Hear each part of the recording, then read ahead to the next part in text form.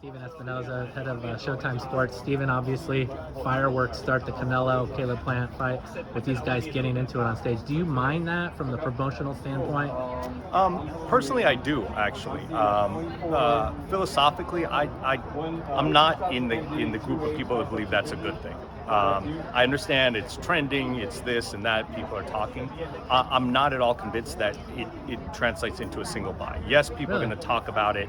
Yes, it's going to trend for a while, but the reality is this is a really high stakes fight. It's going to get plenty of attention. It's the biggest draw in the sport, and we don't need it. And I think it probably does more negative for the long term of the sport and the perception of the sport than it does short term good for the promotion. Very interesting point. I mean, when this fight was announced, I believed that Caleb Plant was going to definitely bring a lot to this fight in regards to his sincerity. He's such a sincere person, full of self-confidence, loaded with self-confidence. And honestly, what happened on stage was a reflection of that self-confidence. He wasn't going to back down from the words that he said on Twitter about Canelo Álvarez.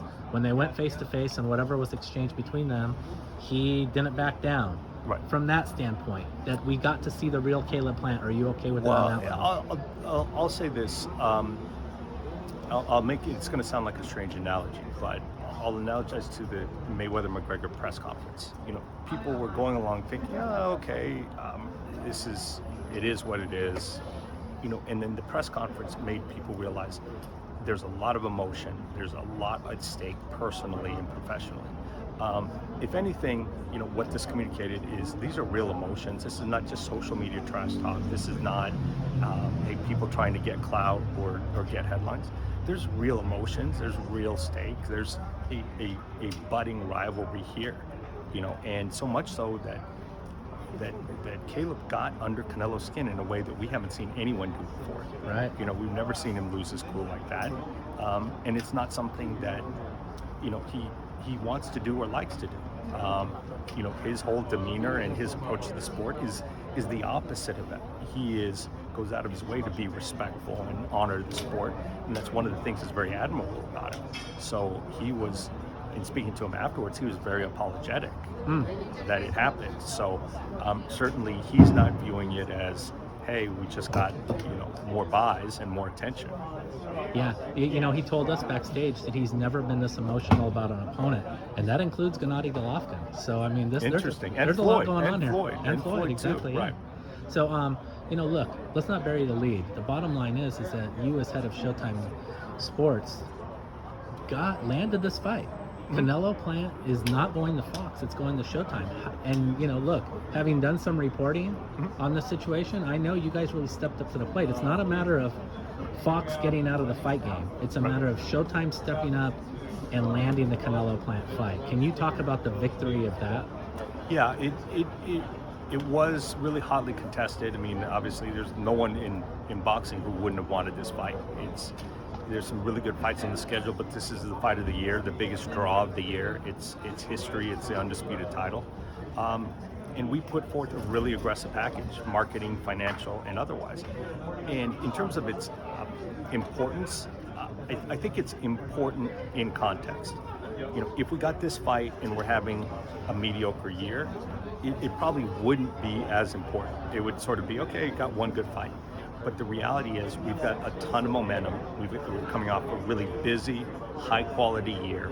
And I think that played into us getting this. I mean, our production value, our commitment to the sport, our ability to market, and our ability to step up to the plate financially, all of those were roles. And I think in terms of, you know, building the sport and building momentum, you know, it's great to have this fight on Showtime pay-per-view, but it's also great to have it in the context of, you know, having, you know, a good event the week before, having David Benavidez, a potential opponent, headlining the next week, you know, having other potential opponents, you know, having Jamal Charlo, having David Benavidez.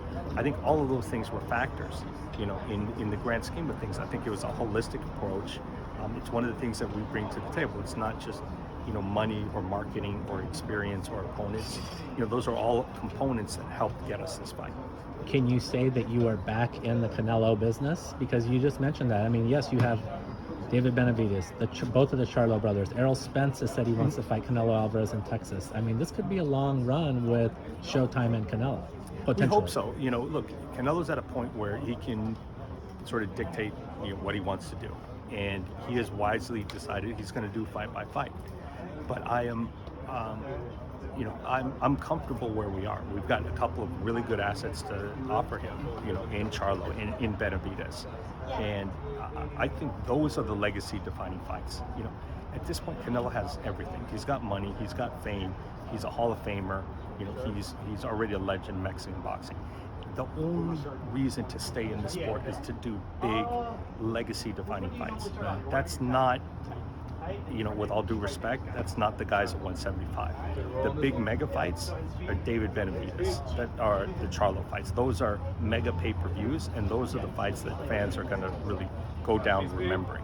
Last thing, I know you mentioned this at the news conference, and maybe the point got obscured based on what happened, but look, Showtime is still standing. After all these years, Showtime, you know, which you know offers the grassroots coverage of boxing, to which offers regular world championship boxing, which offers pay-per-view, is here back with the Canelo fight. How proud are you to be here in this moment now? You know, personally, very proud, and for our group as a whole. And the reality is here is it's proof of our business model. You know, we haven't always had the most money.